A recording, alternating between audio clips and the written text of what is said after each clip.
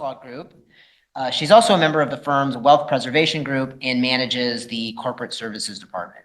She advises individuals, owners, managers, and private companies on a full range of business issues, including corporations, reorganizations, dispositions, mergers, shareholder agreements, and business succession.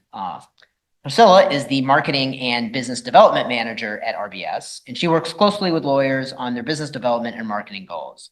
She is responsible for overseeing all aspects of the marketing department for both of the Vancouver and Surrey offices. And so they're going to be tag teaming today, kind of telling us about business development and client development, both at RBS and generally. So it should be an interesting discussion. This is going to be sort of a Q&A format. So I actually have some prepared questions to ask. And I will ask the questions and then kind of turn over to the panelists and they can take turns contributing their views. So we will start out with a sort of general introductory question. So can both of you tell us a little bit about yourselves and also the firm of Richards, Buell, Sutton? Thank you, Camden. And thanks for having us here today. It was a real pleasure to come back to the law school here at UBC, where I graduated many years ago. I'm not going to give you the number. But yes, I am the head of our business law group, our corporate services department. I've been practicing at sort of mid-sized regional firms my whole career. So to that extent, that's the lens that I'm going to be presenting through today. A lot of my comments are from my personal experience in that setting. RBS is a mid-sized regional law firm. We have about 60 lawyers spread across 2 offices, one in Vancouver, one in Surrey. And we're a full service law firm. There's about 60 different areas of expertise. So we do most things. There's litigators, there's solicitors, and fun little tidbit is that we have a long history with the University of British Columbia. Beyond the fact that I did both my degrees here. We were the solicitors for the university back in 1908 and helped with the drafting of the original University Act, which established UBC. So long-standing ties with the university, which we're very proud of. Priscilla? Yeah. Thanks for having both of us. We're tag teaming because we work very closely together on a lot of marketing and BD initiatives. So yes, my name is Priscilla Martindale. I've been with Richards, Buell, Sutton coming up to 9 years. Been in the industry 15. I'm very passionate about what I do. I love RBS, the people, the lawyers. It's a really great place to be. Oddly enough, before even getting into legal marketing, my father, my brother, my uncle, my grandfather, and half my best girlfriends were and are lawyers. So very interesting that I landed myself in this gig. So there you go, a little bit about me. And we're very excited to have Priscilla as part of our team. You'll get a sense of her energy from the get-go. Yeah. Okay, so why don't we dive right into it? Are there any client development expectations for entry-level lawyers at all? And if so, what are they and what should law students know, kind of thinking about their first kind of entry position as a lawyer? Yeah, that's a great question. You're coming out of law school, you're excited, you want to get in there, you want to start practicing law. And reality is you need to sit back and think about the business of law a little bit. And at our firm, the expectation of sort of the entry-level lawyers is that your job is to really focus on honing your skills and trying to become the best lawyers that you could be. Marketing is a distant second, at least at RBS, for entry-level lawyers. So we expect you to work super hard at learning the specifics of whatever area of law you're practicing in. Practice law like diligently, work on your continuing legal education courses, form connections with other lawyers, find mentors that work well with you. And so in that way, just do everything you can to become the best lawyer that you can be. And on the communication side, It's really important for young lawyers to have great communication skills, both verbally and written, because ultimately what it does is to help you build relationships and to gain trust with the partners that you may be working with or the senior lawyers, your colleagues, whether it's internally or at other law firms, your your legal assistants, the management team. Communication is everything, right? It's also your tool to indicate if something goes wrong on a client file. It is, being able to speak up and communicate if you don't understand something or if something you might have done is wrong is really important because it saves time and money, most importantly for the client, but also for the firm. In my years of working with young lawyers, an interesting thing I've come to find is that oftentimes our young associates find it difficult to wave that white flag, I need help, I've made a mistake, because they want to demonstrate that they can do the job well. They want to be supportive to their partners. They also don't want to be a bother to the partners because they realize how much is on the partner's plate. And also they want more work from senior lawyers, which is ultimately how they get it. And Silvana will touch on that a little later on. So honing your written and your verbal skills, your communication skills is hugely important. So if I could just add a couple more points to that. So circling back to the client development piece, this may be overlooked, but really, as entry-level lawyers, learn everything you can about the culture and values of your firm so that you can be an ambassador for your firm, right? Learn all and understand like who does what are the practice areas of your firm? And that's very important for cross-marketing and promotions, which we'll get into a bit later. Commit to building relationships. So this is a theme you're going to hear over and over today. Building relationships with both your colleagues within the firm, clients, prospects, referral sources, and also be a team player. Work in your group. If you need to, work on precedents or streamline processes or write a client letter or newsletter, do all of those things because that is in fact good marketing as well. Camden? Yeah, so this next question is maybe for Priscilla, but Silvana, you can chime in as well. So, what do you mean by marketing and why do lawyers need marketing? But great question as well. Before I got into this industry, I said the same thing. What? Lawyers need marketing? So yeah, back in the day, I thought the same thing. Ultimately, at the core, marketing grew out of a need for more sophisticated and strategic marketing approaches so that firms could stay competitive, relevant, and also differentiate themselves from the sea of lawyers and law firms out there. There are a lot. Let's just call a spade a spade. So what is the firm going to do to stand out and differentiate themselves in the marketplace? Clients are also really savvy nowadays, right? Gone are the days where years ago you could take a client to a boozy 4-hour lunch and you'd have their book of business for life. It's not that way anymore. They want to know that the firms that they are connected with are an extension of them, their own culture, their own organizations. They want to know that these firms are taking care of their people, are connected to the community, are giving back to the community through their charitable donations, that they've got a broad group in their team structure, right? We've got a lot of diversity. Clients are savvy, and you need marketers and strategic marketing to help lawyers and law firms with that. Legal marketing is a relatively new thing.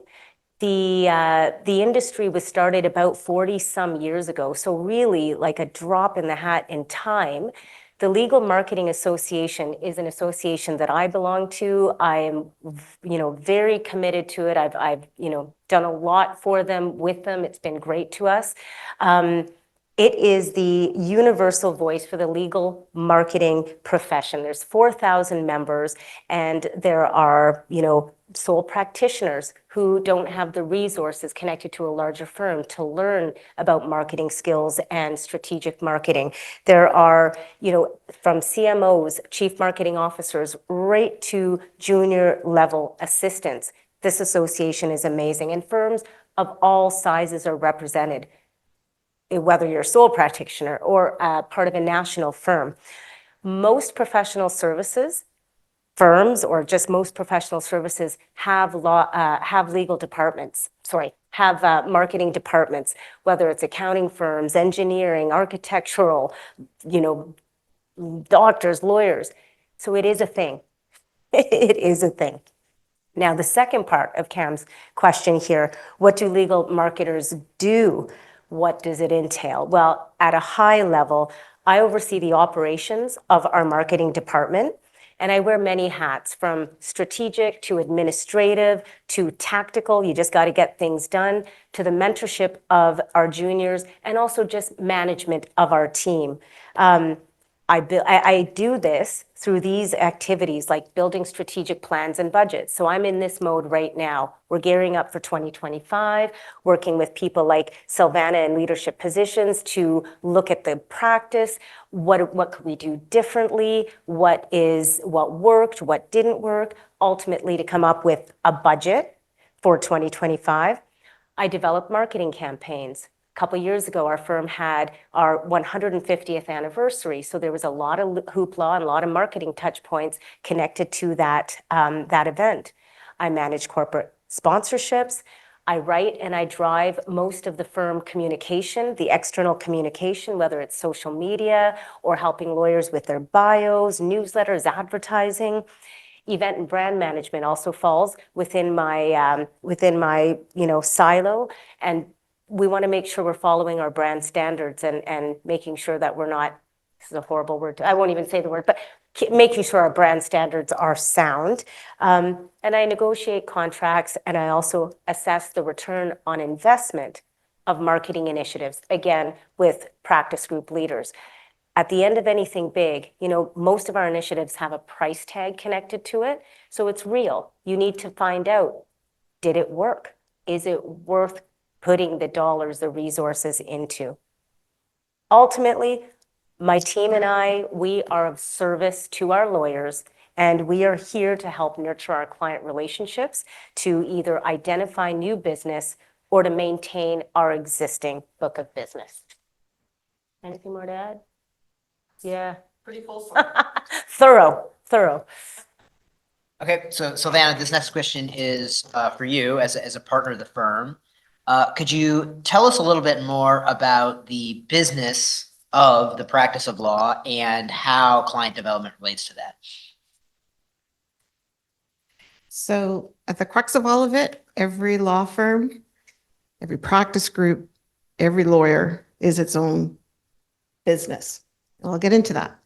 But we have to keep that in mind throughout developing, whatever marketing strategy or business development you want to undertake. So let me tell you a little bit about the structure of a law business.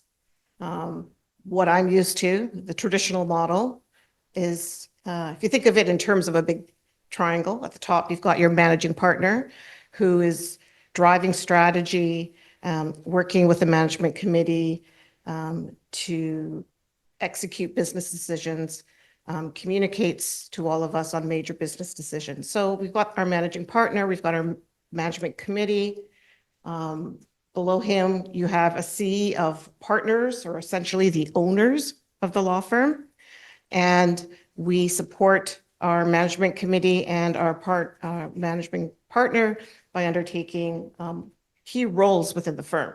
So we will chair committees such as EDI or student committee or charitable initiatives. You have a privacy officer. So all indicia of good business structure.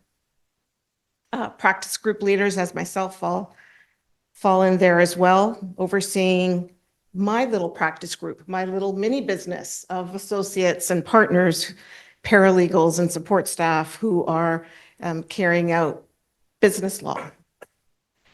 Let's not forget then, so we have associates, it's part of those practice groups. And our staff, our legal assistants and our paralegals, who really are the drivers within the firm. Like, don't underestimate where a lot of the work gets done. So between the paralegals and the associates. And last but not least, we have a management team consisting of managers and directors in human resources, accounting, marketing, IT. Again, they're carrying out the functions of any other business, budgeting, handling money, helping us with our business plans. We all need to make business plans every year. And like I said, we have our own separate programs, whether it's EDI or cybersecurity or lots of little subcommittees that they all participate on. So that's the structure. But in terms of business, we also have to think about sort of the work cycle or the life cycle of a file and workflow. So, we're expected, especially the senior lawyers are expected to bring in clients and manage key client relationships. So we bring those relationships in, we funnel work down to associates and other staff members with the goal of being able to bill a file. Because at the end of the day, we need to generate revenue to pay our expenses, the two key of which are, salaries and rent, right? We need to bring in the dollars for that and to hopefully leave a little bit extra in the pocket of the partners. So that is our goal. And as you grow in your profession, the cycle starts all over again. You will create your own client group and onwards. So that's what I have to say about workflow and the business. Okay, so as a quick recap, we've covered expectations of new lawyers, why lawyers need marketing, and the business structure of law firms. So now why don't we get into the differences between business development, client development, and marketing. And maybe Priscilla, why don't we start out with marketing? You've stressed the importance of marketing, but could you provide some concrete examples of how marketing is done at a law firm? Sure, Camden. So at its bare minimum, the basic, having a strong brand that has high visibility and memorability so that you are positioned well in the marketplace is really important, right? That's your logo, the font, the color of your brand, etc. So that is really the visible part of marketing. Having a robust website is very important, an accurate, up-to-date website that talks about your culture, talks about the services, features your people, the values. That is very, very important. So in conjunction with that are the lawyer bios. They tend to be the most frequented pages of our website. And for most organizations and companies, a website is its most important marketing tool. You hear of a new restaurant or a venue or a hotel or whatnot. First thing you do, you go online. You hope they've got a really great website that gives you the information you need to make an informed decision. So websites are very important. It's also the branded print and digital collateral, right? So that's your brochures, your business cards, or your sponsor banners and your swag. UBC has a really great brand, and I've received some swag goodies over the years, which is awesome. That's marketing. Social media promotions for our people so that we are elevating them, the firm, and their areas is really important. It helps to establish a strong online presence, and a strong digital footprint should really reflect a lawyer's practice focus, if they've got any niche areas that they are experts in or knowledgeable about, the industry engagement that they are participating in, and examples of some of the content that we produce through our socials. If a lawyer's written an article, we'd like to promote that, or committees or boards that they're sitting on to show their engagement within their industries. If they've worked on a notable case or a file that really elevates them, we'll promote that. For us at RBS, we encourage all of our lawyers to have a LinkedIn bio, and we encourage our firm members to participate. So most often when I'm doing a social media post, I'll blast it out to the firm and ask them to engage, because it's one of the most cost-effective ways to exponentially promote your brand and what your people are up to. So if you look up Silvana, for example, again, this is going back to having a strong digital footprint. So as we were putting the presentation together, I looked up Silvana on Google just to see what it would show. And it was awesome because without scrolling too far, without scrolling forever, you find out real good information. She leads the business law group and the corporate services team. You find tangible ways to contact her. You know she's a partner and a lawyer at RBS. The Law Society has promoted her for contributions she's made to the profession, and Business in Vancouver, which is one of the premier business newspapers, has promoted that Silvana has done an M&A presentation. So strong digital footprint through social media is very important. Marketing at the firm level also includes industry-specific or client-focused sponsorships. So we sponsor a lot of different things at varying price points every year. And a couple of our flagship ones, we've got a really wonderful sponsorship with UBC, which we've had for many, many years. Hub Cycling, which is an organization that promotes cycling and, to reduce environmental waste event, essentially. We've had a 20-plus-year relationship with them where we've been their exclusive sponsor. We also sponsor a lot of our client golf tournaments where there are charities and or meaningful initiatives and fundraisers connected to that. And sponsorships are ultimately win-win. We deepen client relationships by supporting causes that are meaningful to them and important to them. And as a result, we get more work from them because of the engagement.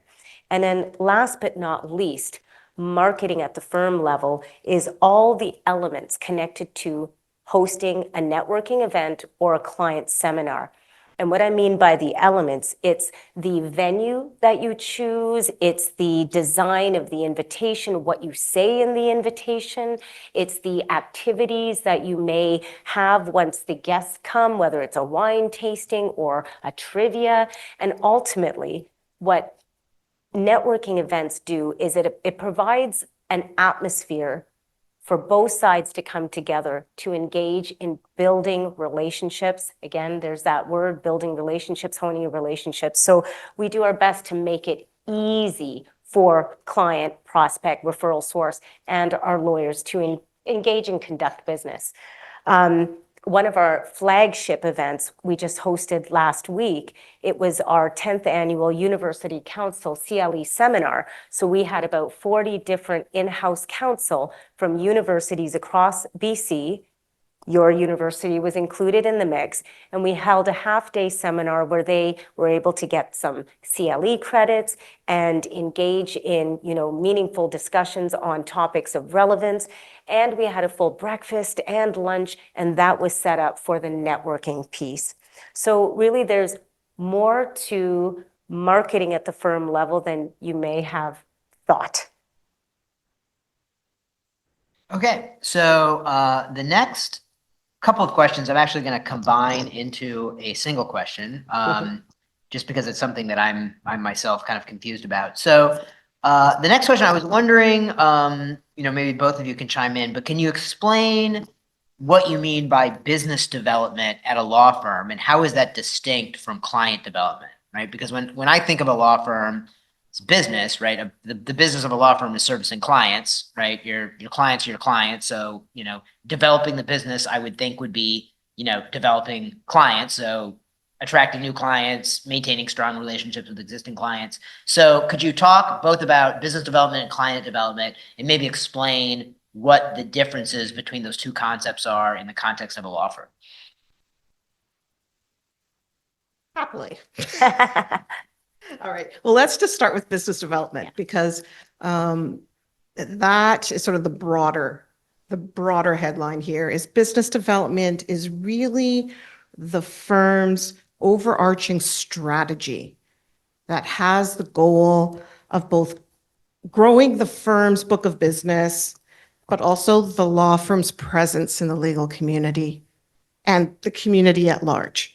That is what we call our BD strategy, right? So this has to align with your firm's culture and any business plans you have. But let me give you some examples of our strategy, and then later we will hone down and describe client development.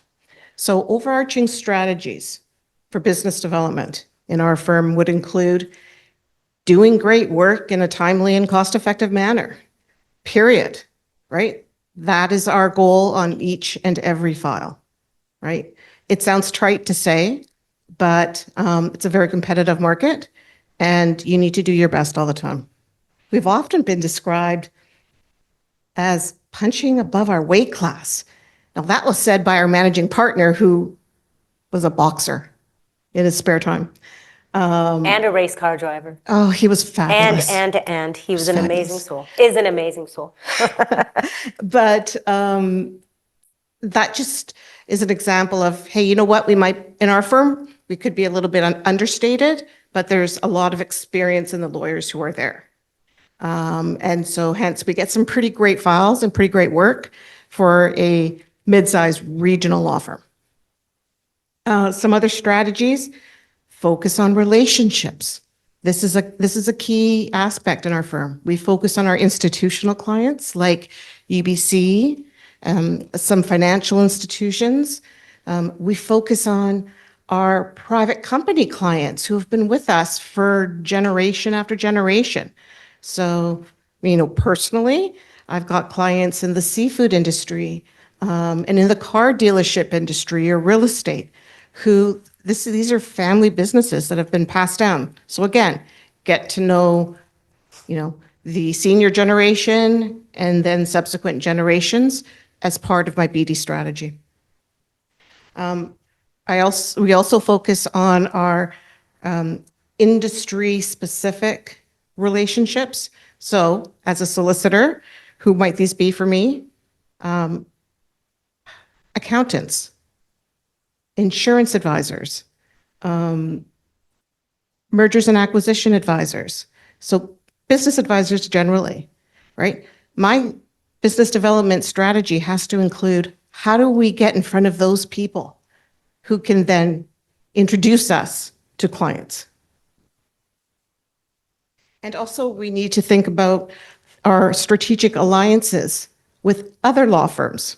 And specifically, Priscilla can speak to that.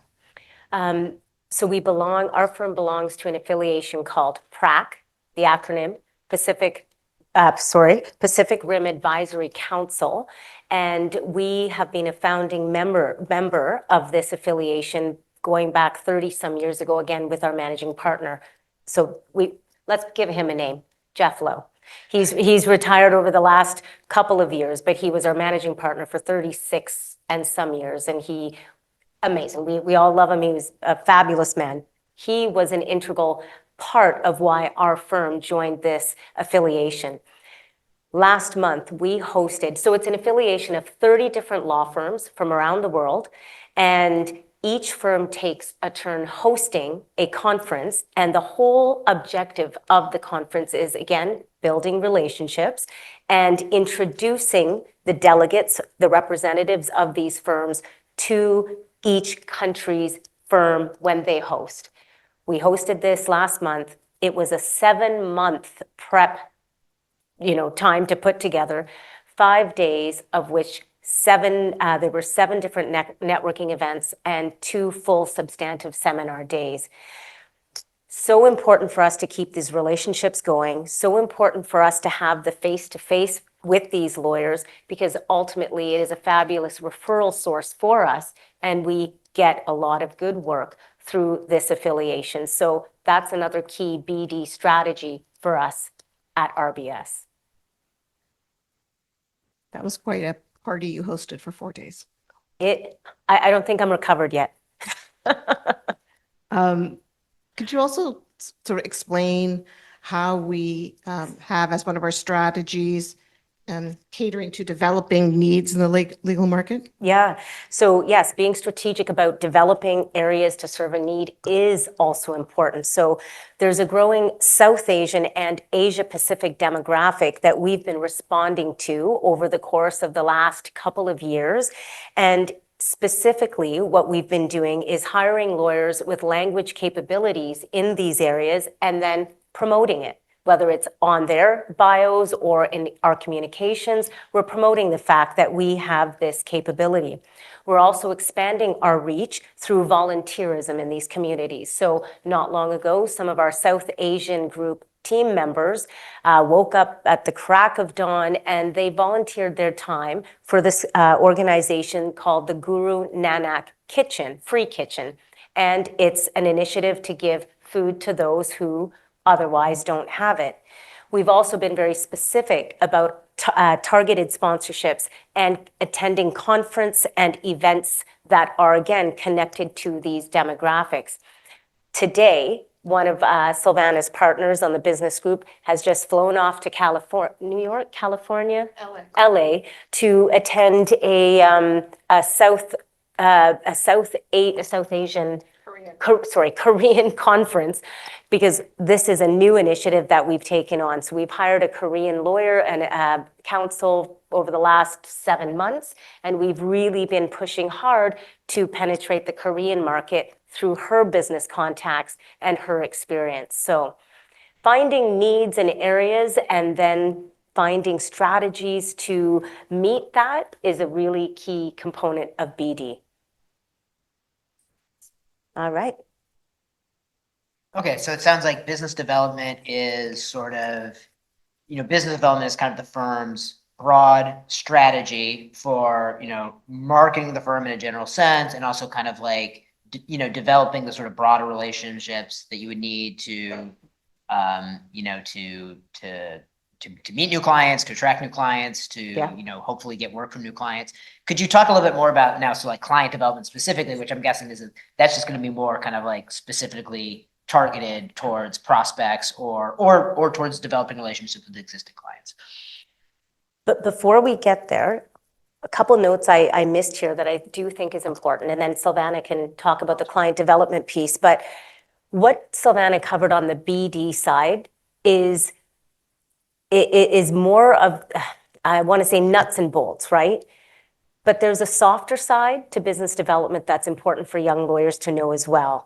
And growing the firm's book of business, Silvana talked about some of the BD strategies that our firm has, but some of the softer areas is,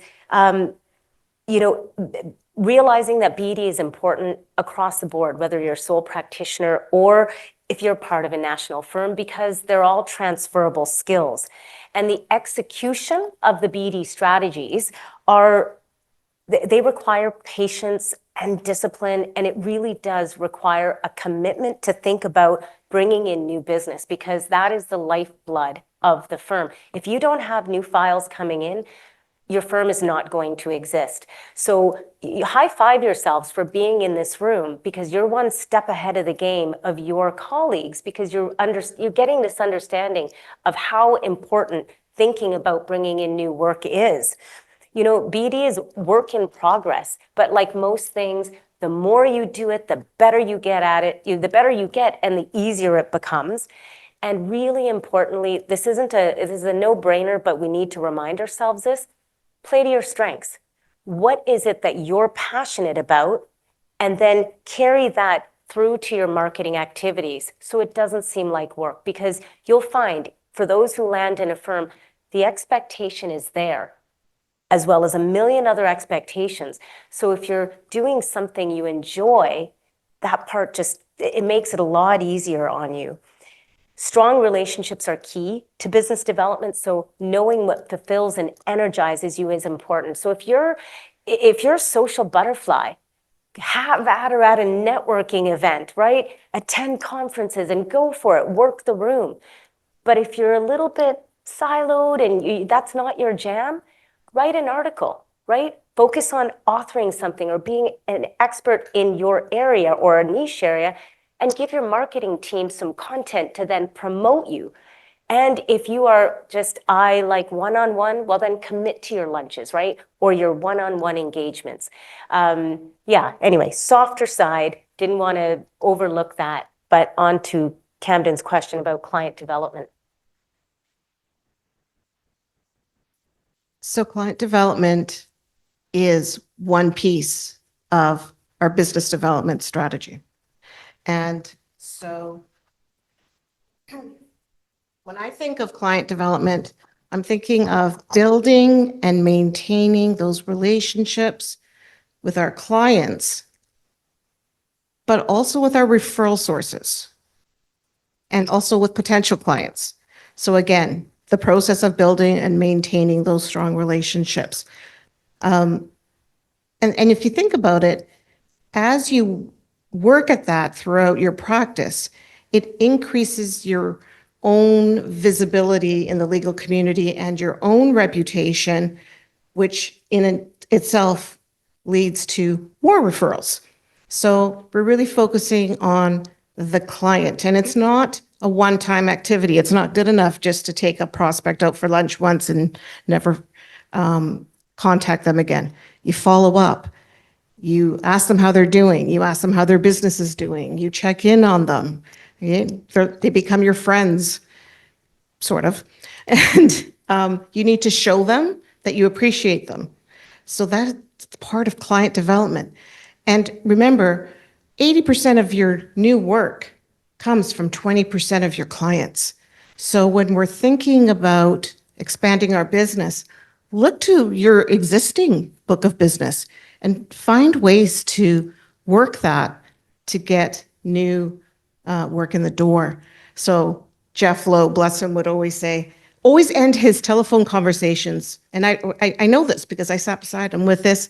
What else is new? Just get your client talking. And next thing you know, you've got a new file about an employment law program problem or a new banking facility that's coming down the pipe. So how are you? What's new? What challenges are you facing? Those are always great questions. And here's a really good example of how client development plays out. So one of our firm's strategies was to increase our profile in the M&A industry, mergers and acquisitions. So we executed the strategy in these ways. Our lawyers, including Silvana, our business lawyers, spent copious number of hours writing, rewriting a book on buying and selling a business called Make Your Move. We then, which we marketed very heavily because it took so much time. It was like 18 chapters worth. We then placed targeted advertising in publications like Business in Vancouver, where we promoted the book. We also sponsored various M&A industry events, which our lawyers participated in and committed to attending. We also found opportunities to get our lawyers speaking at panel events that were related to M&A to demonstrate their expertise. Silvana also sat on committees and eventually boards that were connected to business-oriented associations, which ultimately elevated the firm's status in those areas. And we encouraged our junior lawyers to engage in networking events for young professionals in that same industry so that they could build relationships with their laterals. So kind of a really good example of how that flows. And then lastly, just to tie in the differences, to put things into context, the differences between marketing, business development, and client development. So using the example of the buying and selling a business guide, here's how it works. So marketing was the design, the production, and the promotion of the book. Business development is coming up with a list of solid business owner prospects that could benefit from this book. And then client development is honing in on, person A, B, group A, B, taking them for lunch, bringing the book to them, talking about a potential business deal or a transaction, sending a chapter of the book to another, prospect by email. So it's really a 1, 2, 3 punch. Marketing, visible, business development, strategy, client development, the relationship piece, right? Good way to tie that in. Okay, so Priscilla, you touched on this a bit in the beginning, but maybe you could talk about it some more. What skills and techniques are important to client development? Well, on the skill side, I'll touch on the skill side. Again, TikTok, it's all about the relationships here. On the skill side, professionalism, including how you present yourself, the way you speak. It's your confidence that you exude or don't exude. It's establishing and maintaining trust. It's your approachability, because so much is based on meeting new people, furthering relationships you've got.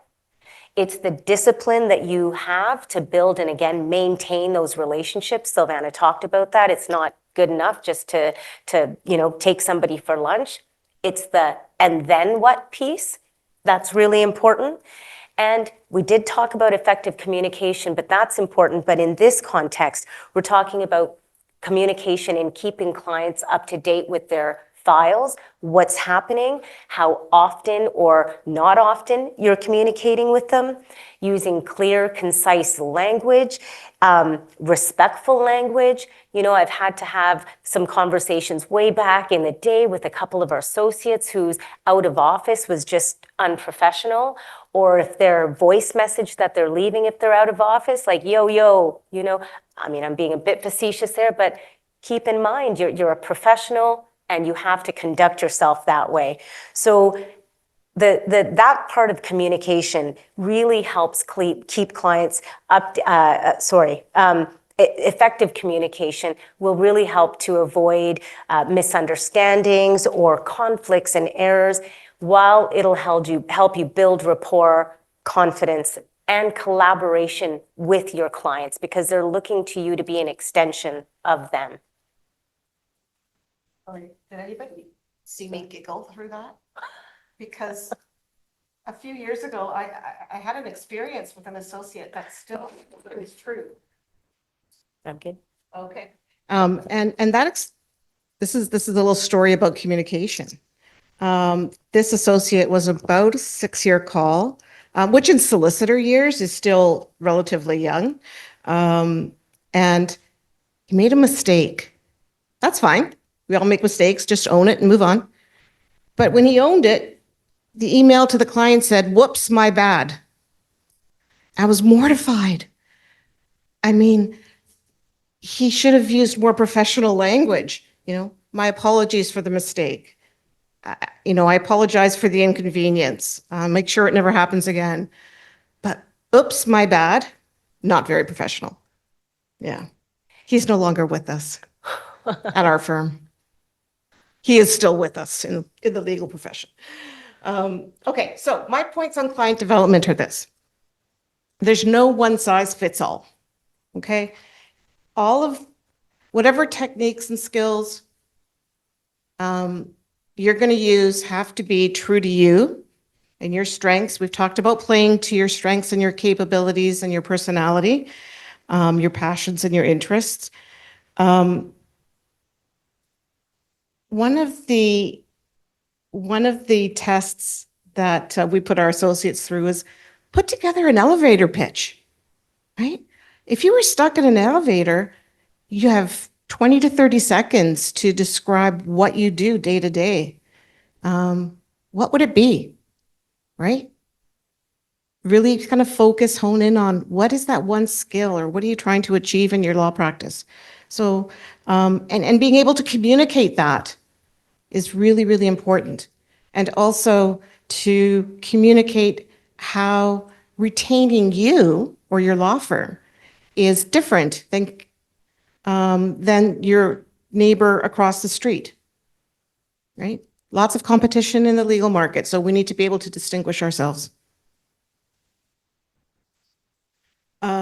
So once you've landed your client, again, stay in touch with them, right? This is a technique. Stay in touch with them and really get to know them, their business, their needs, their expectations. How do they like to communicate?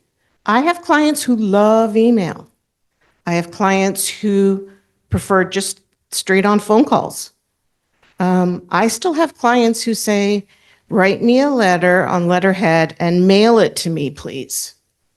You need to know those differences and make little notes in your file so that your assistants can help you communicate effectively with your clients in the way that they want to be communicated to. So all of this is about nurturing that relationship. Send your bills regularly so they know what fees are being incurred. Don't hit them with surprises, and nobody wants to be surprised by a legal bill. So, talk to them about that. Sometimes I have to phone and say, dear John, hey, you know what? Remember that great piece of work we did? Well, it was double what we thought it would take in terms of time and fees. So you're going to be getting this bill. I just wanted to give you the heads up. And they appreciate that. Seeking feedback from clients is very important, and Priscilla's always on top of us for that. So we're not perfect at it, but we aim to send a survey to our clients at the end of a deal, at the close of a deal. And it's a very short, there's 10 questions, but ultimately we're trying to gauge their experience with us as a firm, the lawyers or lawyer that they worked with. We're wanting to know if the fees were representative of the value of the work they received, if the communication was on point, which Silvana was talking about, and ultimately we're looking for a positive testimonial.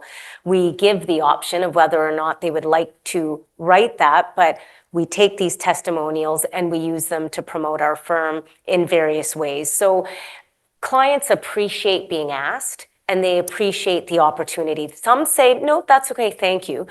But most will fill it out. And I end up knowing who it is, but for the most part, they're I can't think of that word. Anonymous? Anonymous. Thank you. They're anonymous, but feedback is an important piece for sure. Okay, so the next question, this is also sort of a two-part question. So the first part is, how can junior lawyers develop new clients? And the second part of the question is, how can junior lawyers develop valuable relationships with the firm's existing clients? So this is a question I'm personally quite curious about. And I used to work as a lawyer, so I kind of have my own particular experience with this, which I'd be happy to share. But could we start off with maybe just kind of, first off, how, if at all, can, very junior lawyers bring in, new business to the firm? And then how can junior lawyers who are servicing, existing clients, how can they, develop and strengthen those relationships in a way that's valuable to their career and then also to the firm? Okay, well, I'll start this one here. To mimic what Silvana was saying earlier on, and especially if you're a solicitor in a mid to a large size firm, your first 2 to 3 years, your first few years are about honing your legal skills. You want to be an excellent lawyer. The marketing, BD, client development is on the back burner. But towards the end of this time frame, the expectation is you will start having more direct contact with clients, and the natural progression is that the client development piece will be important for you. If you're a sole practitioner, however, it's important from day one because no one is feeding you work, right? We talked about how junior lawyers get work. No one's feeding you. You've got to be on top of your game. So in order to develop new clients, junior lawyers must, one, do great work to be a trusted advisor and a solution provider, because ultimately that's why they're hiring you and paying you the big bucks, right? You gotta figure out their problems for them. You have to commit to attending networking events because you need to grow your connections. I often say you want to play in the same pond that you want to fish from. And what I mean by that is you want to be visible in your industries, whether it's real estate or insurance or, business, M&A, whatever. What is your industry? Be visible within it. Engage with low-hanging fruit. Low-hanging fruit in this context is your colleagues that you're sitting here with, people that are on your baseball team, your university chums. These are relationships that have already been established. They're easy. You're not starting from ground zero. So they're really easy to focus on, build, and nurture. So don't forget about that piece. Also, you're sitting in this room. Eventually, you will be decision makers, and others will be decision makers looking to hire a lawyer or a law firm. Consider volunteering to work a sponsored booth, right? Most organizations, there'll be a festival and a event. You'll see all the sponsored booths there. This summer, I have to give a lot of credit to our associates because we had 8 to 10 who committed to working our RBS booth for a weekend initiative, an event that we sponsored, 2-hour slots. I mean, was it fun in the middle of June on a beautiful sunny day to be working at the RBS booth? No, not really. But they committed and they met people and they, practiced their elevators pitches. They practiced talking about what they do and also building each other up. That's important, right? Also, know what your colleagues' practices are. If you end up working in areas that are broad, employment law, wealth preservation, real estate, business, they're broad areas. No doubt through your communication and connections, you can offset by supporting your colleague by talking about what they do. So you're not the putz talking about yourself, right? It's kind of your partnership when you're networking. Also, the social media engagement bit I talked about. Joining groups on whether it's Facebook or LinkedIn is really important. A few years back, one of our associates who physically moved homes decided to join a Facebook community just to get a lay of the land. What kind of restaurants are there, etc.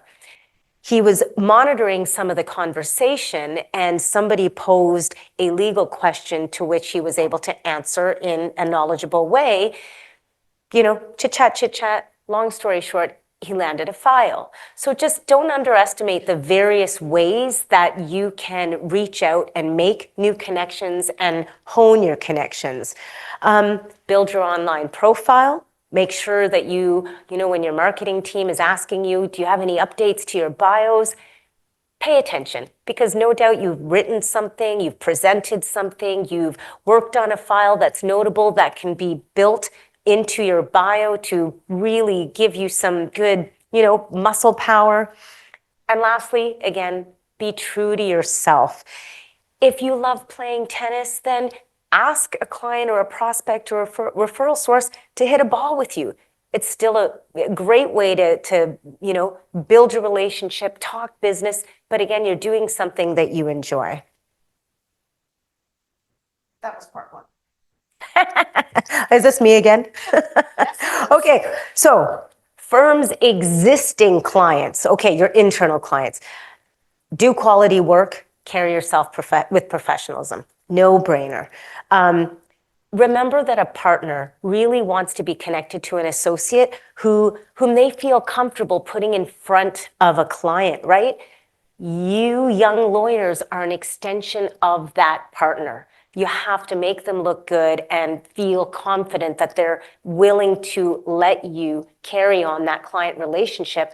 Often these relationships have been built and maintained for years. So it's not always easy for a senior partner to give these relationships up, right? So you have to prove that you can do it. Say yes and support your partners, because you'll get more work that way. Also asking for more work. So it is often in our practice group meetings, we'll do a round table. What does everybody have on their plates? All the lawyers go around and talk about the files that they're working on. And inevitably, in every meeting, you'll get to 1 or 2 people that'll say, I'm actually a little slow. I don't have much going on the business side, so I'm open for business. I'm open. Communicate that so that you can get more work. Respond promptly to clients, whether it's emails or phone calls, and find opportunities to support your clients' causes or visit their offices off the billable clock, right? You're not charging for this time, but you're doing it because you're wanting to get to know their culture, their organization and company a lot more. And also consider, a lot of firms have long-standing institutional clients that have various, I don't want to say hierarchies, but there's various levels of management. And so the more senior partners are going to be collaborating with the senior decision makers. So the key point I'm trying to get at is respect the hierarchy, right? And find ways to build relationships with your laterals within these institutional client relationships.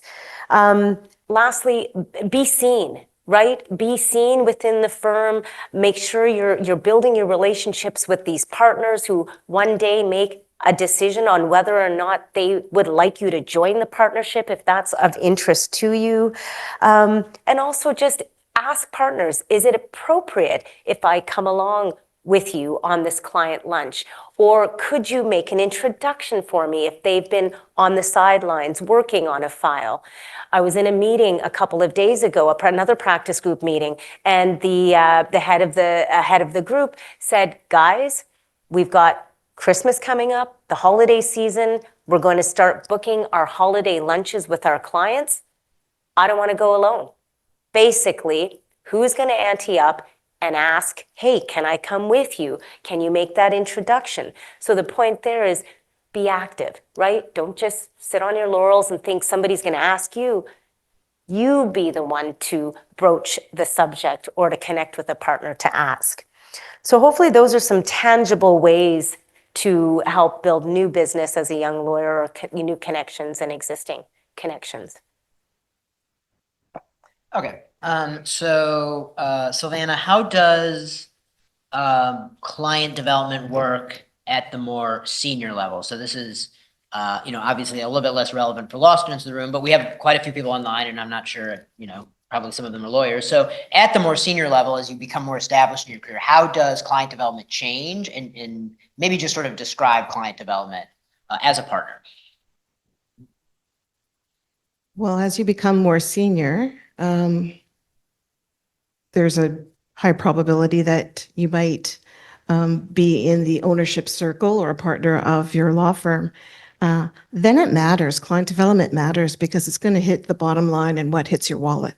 So you take a vested interest in it. And so I make it a point as the practice group leader to check in with all of the associates in our group at our group meetings and just by walking down the hallway. What are you doing? What clients have you seen? Who have you entertained? So as the senior lawyer, I'm making sure that the younger lawyers are developing those skills. Okay, so that's one of the changes.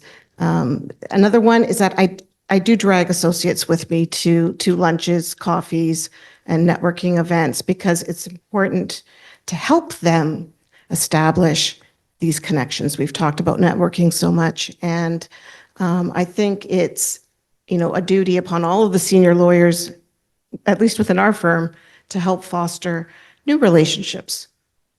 So that's happening. Now, as a senior, we're often tasked with client management. You've developed these client relationships over decades of practice, and your job now is to make sure that that client is well looked after. And your client development continues on. You're still nurturing the client. You're still getting to know about their business or changes that are happening in their lives. So to that extent, you're still doing what you were doing as a 5-year call. But you're more responsible for that client relationship, for sure. I think senior lawyers have more confidence and expertise built up over the years that they can go out and, ask for work or ask a colleague for a referral or ask to meet somebody new and also market that expertise that you've built up.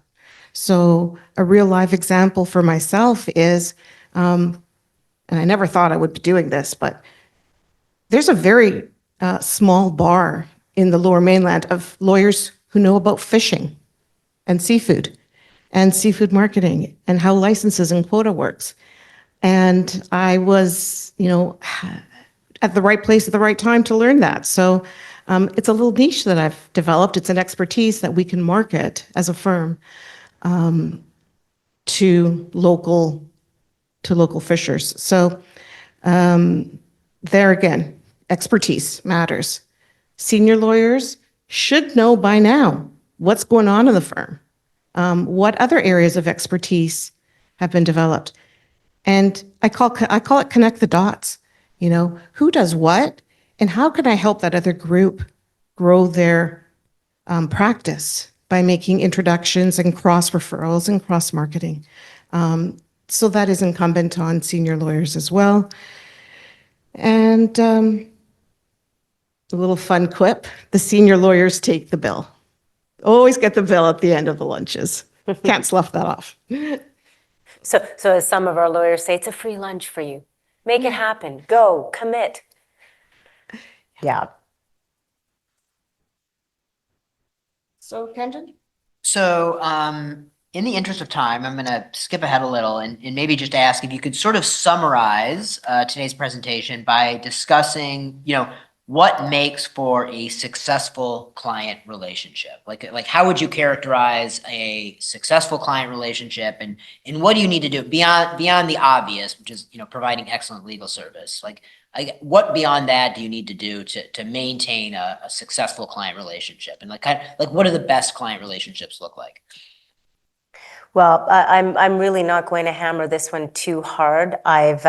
We've covered a lot of ground, but I will leave you with this one quote that Jeff Lowe, our prior managing partner we've talked about, said to me once when we had a little meeting in my office. He said, "What my clients find interesting, I find fascinating."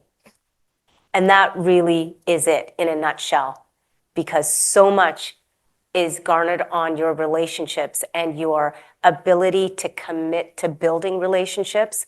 I just love that saying, because that's it in a nutshell. Yeah, I can relate to that. For me, it's about commitment.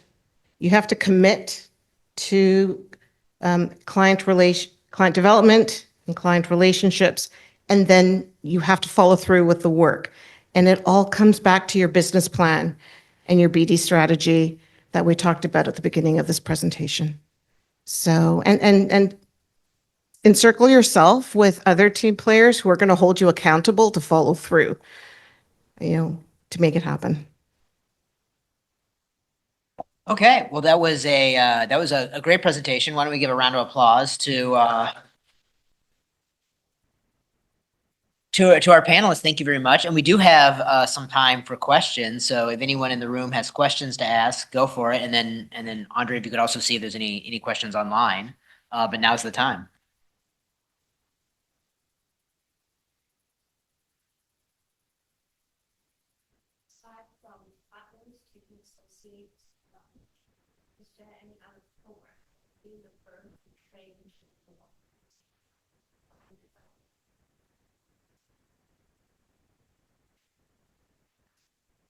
There is, at least at our firm. Yeah, for sure.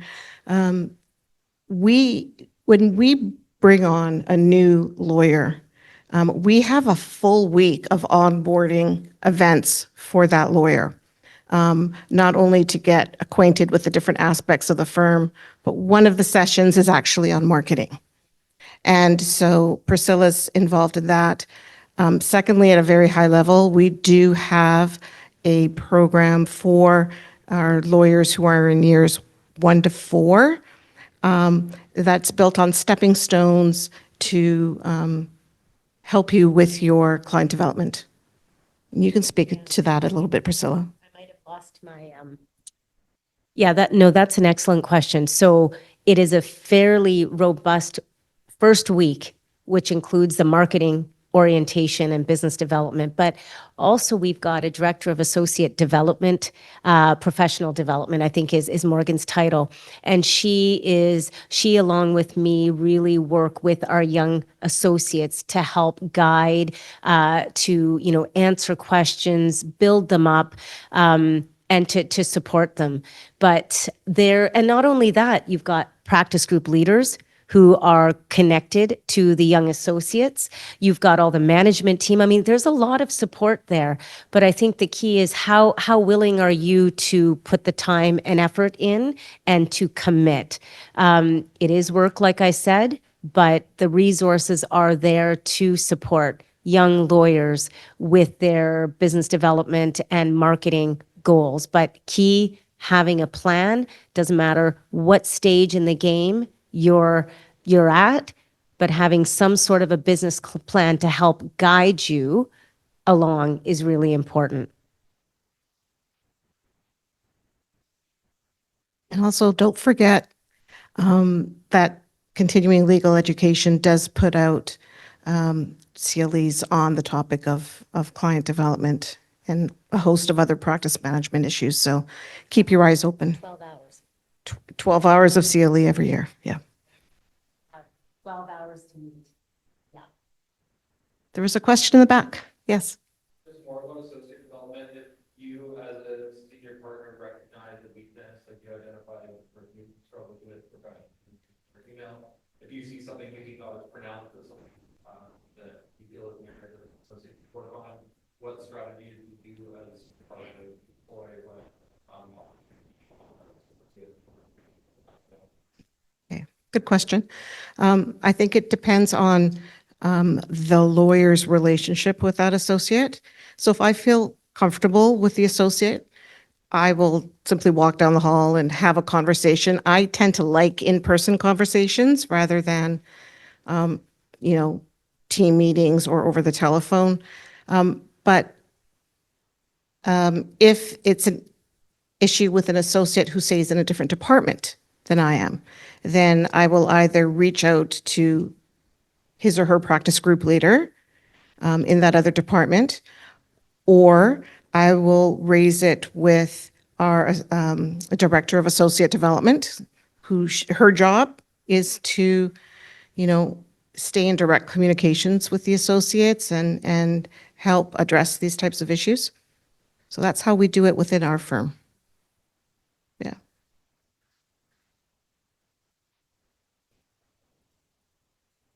Well, communication, that's one aspect of the detriment. The firm has a vested interest in helping us with Of course, because you know what? I think one thing that's sometimes overlooked is that we actually put in a lot of time and effort into recruitment, whether it's at the student level or at the associate level. And we've actually tried to quantify it in terms of dollars, and it's staggering. So we want to make every associate relationship work. So that's why we've put in place these tools within our firm to help address these situations, whether it's, hey, the director of associate development is going to come meet with you and we're going to figure out a path to deal with that area. We also have each associate paired up with a mentor who's in a different practice group. So for example, some of the associates in my group, their mentors are senior lawyers in litigation or in real estate, just for one more layer of separation so they can be really honest and upfront if they're having issues. And just one more thing to add, those of us on the leadership team, we talk. And so if I'm chatting with Silvana about something and I catch wind that one of our associates is struggling with X, Y, and Z, okay, it's in the back of my head. I now know that I've got to do a drive-by at some point and connect with that associate to listen, take them for lunch, help them out. Same as when we meet as a management team. There's discussions about so-and-so's billable hours are down. Well, we come together. We're not, poo-pooing them. It's like, okay, what needs to happen in order for us to elevate that person and to support them? So we talk with the main objective and the goal of supporting the associate, because when we're hiring our students, the intention is that they will stay on and eventually be partners if that's the path they'd like to take. So we're not hiring students because they're going to be gone next year. The investment is huge, and the people investment, the time investment is really, it's staggering. And the CLEs are there for training, whether it's at a practice group meeting, there could be a portion of the meeting where a student or an associate is attended a substantive session, and then they share that knowledge so that the others in the group benefit. I mean, there's a lot of partnership and mentorship and mindfulness throughout the firm to support our students and our associates. We want it to work, 100%. Yes. So we have questions from 2 attendees. First of all, to those in the room, if you could click the mic when you ask a question, that'll make sure that the people on stage can hear you. So the first question is, beyond the online presence of the firm and lawyer, sponsorships and swag, what are new trends in law firm and lawyer marketing? I didn't hear the last part. What are new trends in law firm and lawyer marketing? Well, okay. It's kind of an interesting question. What are new trends? So AI has come on the scene. I participated in a survey not long ago, and the results came out. And interestingly enough, 68% of the marketers who did the survey said that they didn't feel AI was a hindrance to their roles. And I would say I fall in that camp right now, because a lot of what I do is on the people side. It's a lot of it is based on the relationship before you then come up with a plan to move a marketing initiative forward. Trends also for us, but I think this is across the board, is our firm's awareness and focus on DEI and making sure that we have a varied team, a team with, different cultures and mindsets and values, but all under the overarching value of the firm. It's a tricky question, because a lot of it is, as I said, right, the sponsorships, the advertising, the website management, the social media. I mean, social media is a fairly newer thing in the last, I'd say, 5 to 6 years. It's become a much more important tool, and to make sure that your digital footprint is strong. Print advertising is really gone by the wayside. Digital is where a lot of that is at. Yeah, I mean, those are 3. Oh, Silvana's got a good one. And going right back to basics. During the holiday season, we actually make an effort to really pare down the number of gifts that we're giving our clients and our referral sources, and substitute instead donations to charitable causes. So we have our Surrey office making donations to Surrey Memorial Hospital, for instance. In Vancouver, we support Covenant House. And we just feel that our dollars, our donation dollars through those programs are often matched or even tripled. So we could really make a difference in the community. So that is also a trend that we see in marketing. And then, we do promote our donations on our social media platforms. And just one more that comes to mind. More and more, so with the pandemic, a lot of the in-person, as we all know, fell by the wayside. Pandemic was over, and there was this mad rush when we could for everything to be in person. And the events that we hosted grew exponentially, almost to make up for the lost years during the pandemic. So that was a trend that we saw, almost to the point where it was really hard to keep up. And I think people got exhausted with how often they had to attend networking events to make up for this lost time. And so what that resulted in was the understanding and realization that there was a lot more interest in virtual and online attendance. I mean, you've got that piece happening here because that happened with the pandemic, right? We realized you could still work from home. You could, you didn't necessarily need to 100% be face to face.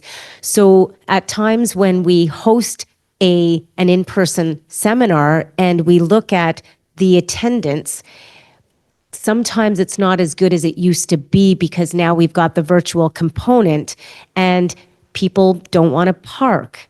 It takes you got to get up, you got to get dressed, you got to drive and find a parking spot, pay for parking. So that's a trend that we're seeing and we're trying to meet as well. And the second question is, apart from Pratt, P-R-A-T, what percentage of your BD includes client referrals in and out?